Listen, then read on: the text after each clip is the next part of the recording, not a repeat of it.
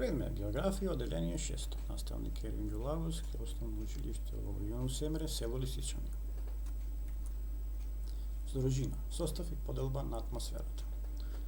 Отпорено знаеме дека атмосферата е гасовита воздушна обивка. Границата на атмосферата не е точно определена, бидејќи едни научници тврдат дека завршува на 350 км, други на 800, 1200, па дури 3000 км. Сепак со зголемување на висината, воздухот станува редок, така да воените пилоти користат кислород, како што прикажа на следната слика. Еве, пилотот користи специјална маска за воздух. Значи, толку високо колку што лета тој, има пристап на кислород. Да видиме сега како е составена на атмосферата.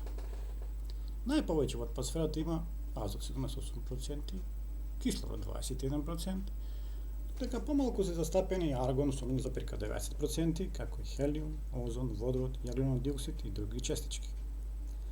На следната слика е представена поделбата на атмосферата во облик на пита.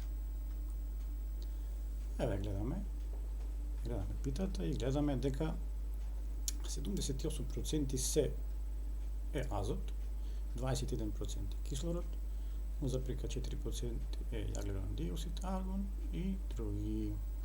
Значи најповеќе има азот, се навратиме зашто има најповеќе азот. Сега имаме поделба на атмосферата. Во зависност од густината, составот и температурата и дебелината атмосферата е поделена на тропосфера до 18 км, стратосфера до 40 км, каде го има гасот азон кој не заштитува од штетните сончеви зраци, познат како озоносфера.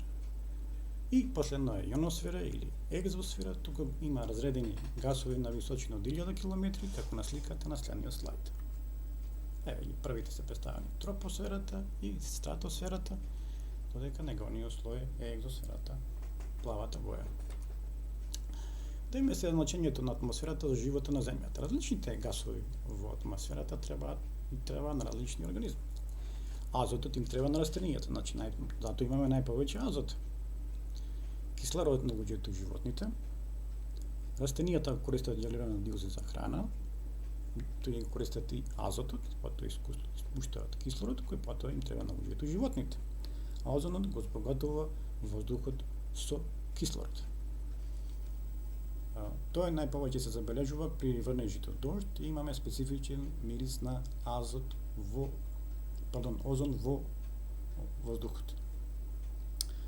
Тоа име сега мала домашна работа, на колку сфери е поделена атмосферата, во кој дел на атмосферата има концентрација на озон и каде има живот на атмосферата.